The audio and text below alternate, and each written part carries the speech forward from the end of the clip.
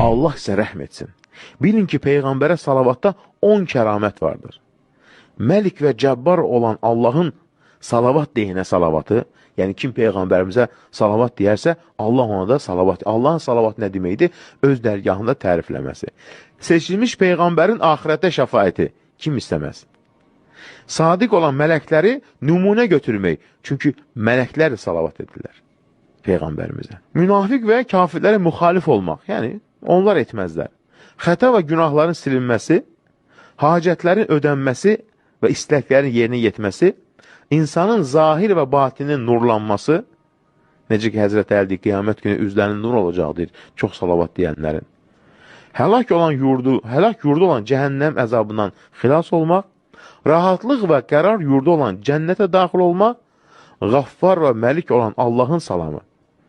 Yəni, sənə salam göndərər, ucalata.